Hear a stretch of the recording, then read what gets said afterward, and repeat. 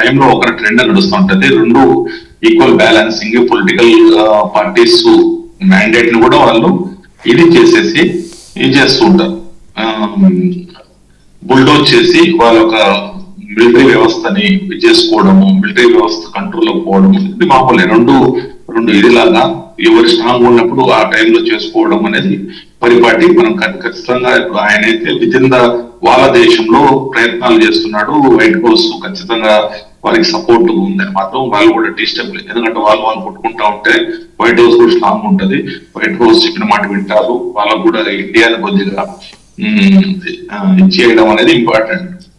White house కి ఈరోజు పరిస్థితులు ఇట్లా కూడా డిస్టర్బ్ చేసినట్టు వీళ్ళని సపోర్ట్ చేసి ఇదంతా శత్రు మిత్రుడు అంటారు కదా. సో అలాంటి రాజకీయాలు నడుపుతూ ఉంటారని మాత్రం అందరికీ అర్థమైన విషయం. ఆయన ఇప్పుడు మనం కూడా చీఫ్ ఆఫ్ డిఫెన్స్ ఫోర్సెస్ గతంలో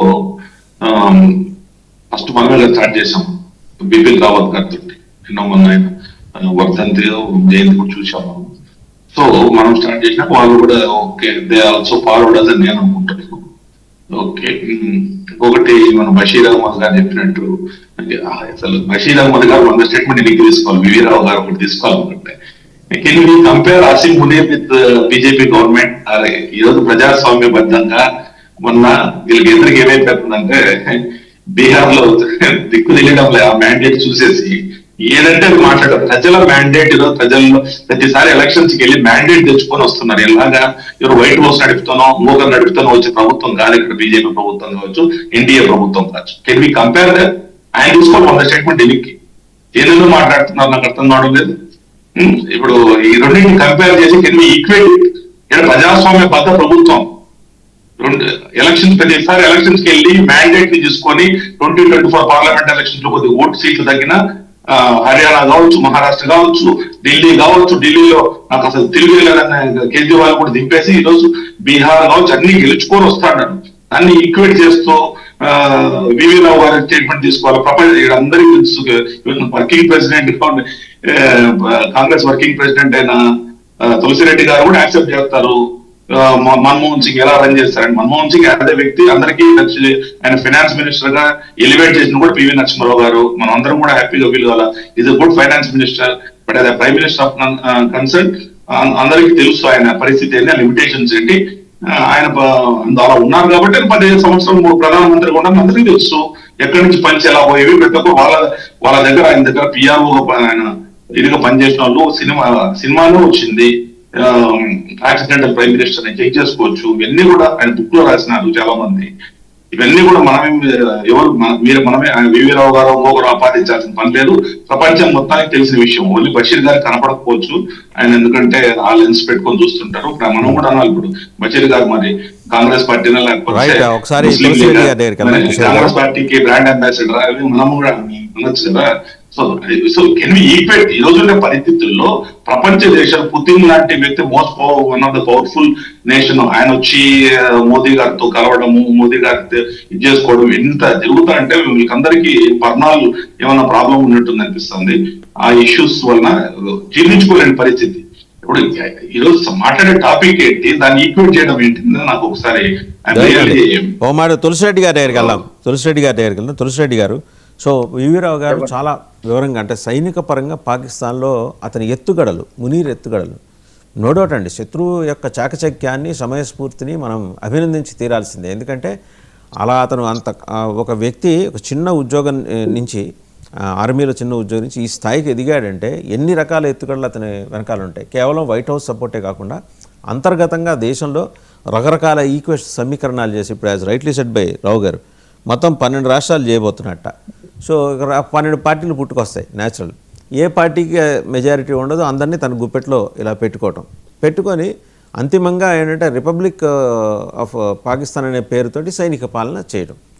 మనం వర్రీ కావాల్సింది ఏంటంటే న్యూక్లియర్ కమాండ్ అతని చేతిలో ఉంది. దాని గురించి అండర్ స్కోర్ చేసి చెప్పారు రావు గారు కూడా. ఇప్పుడు మనకు పాకిస్తాన్ ట్రాక్ రికార్డ్ తీసుకుంటే స్వాతంత్రం వచ్చిన తర్వాత 22 సంవత్సరాల పాటు సైనిక పాలన సాగింది. ఏదో 6 నెలలు సంవత్సరం కాదు, 22 సంవత్సరాల పాటు అంటే చాలా పెద్ద పీరియడ్ అది. దీంట్లో వచ్చేసి ఆయుబ్ ఖాను, యాహ్యా ఖాను, జియావుల్ రహీం, ముషర్రఫ్ కాబట్టి ఇప్పుడు వచ్చేసి 5వ వాడు మునీర్. కాబట్టి ఆ దేశానికి వచ్చేసి అది సైనిక పాలన అనేది అది ట్రాక్ రికార్డుగా ఉంది కాబట్టి ఇతను 5వ వాడుగా వచ్చాడు. రెండవది వచ్చేసి భారత్కు పాక్ 5 యుద్ధాలు జరిగాయి. 48లో, 65లో, 71లో, 98లో, మన 2025లో. కాబట్టి ఆ దేశం ట్రాక్ రికార్డ్ వచ్చేసి సైనిక పాలన అనేది అది సర్వసాధారణం. రెండవది భారత్ పాక్ యుద్ధాలు వచ్చేసి 5 జరిగినాయి. కాబట్టి తర్వాత పక్క దేశము.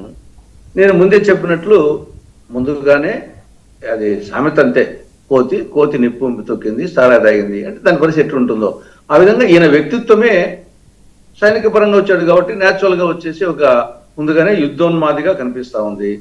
తర్వాత వచ్చేసి మతమౌఢ్యం కనిపిస్తా ఉంది.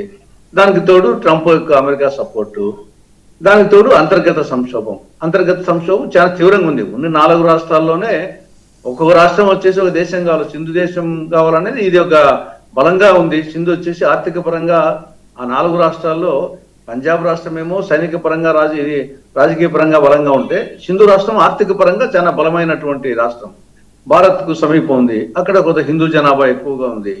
తర్వాత ఆ పక్క చూసి ఆఫ్ఘనిస్తాన్ బార్డర్ లో వచ్చేసి ఖైబర్ పఖ్తూన్ కానీ బెలూచిస్తాన్ కానీ అక్కడ ఆఫ్ఘనిస్తాన్ కు వాళ్ళు సెపరేట్ దేశాలు కావాలని. కాబట్టి అక్కడ దానికి తోడు మళ్ళా సున్నీలు షియాలు ఒకటి, తర్వాత పఠాన్లు షేక్లు ఒకటి, రకరకాల ఉన్న ఈక్వేషన్స్ వచ్చేసి అక్కడ మొత్తము సాంస్కృతిక పరంగా మతాల పరంగా ఇవన్నీ నైసర్గిక స్వరూపరంగా అనేక సమస్యలు ఉన్నాయి అక్కడ.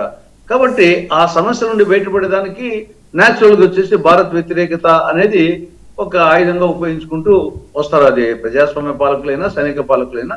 కాబట్టి ఆ యాంగిల్లో వాళ్ళు డెఫినెట్ గా ప్రయత్నం చేస్తారు. మీరు చెప్పినట్లు గత 4 సైనిక నియంత్రణలకు ఇప్పుడు డిఫరెన్స్ ఏమంటే ఇతను వచ్చిన తర్వాత ఇది వచ్చేసి అణ్వాయుధ దేశం అయిపోయింది. అంతకుముందు అణ్వాయుధ దేశం కాదు.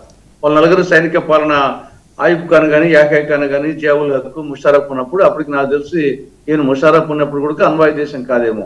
ఇప్పుడు ఇటీవల అణ్వాయుధ దేశం అయింది కాబట్టి ఇదొక ప్రమాదం.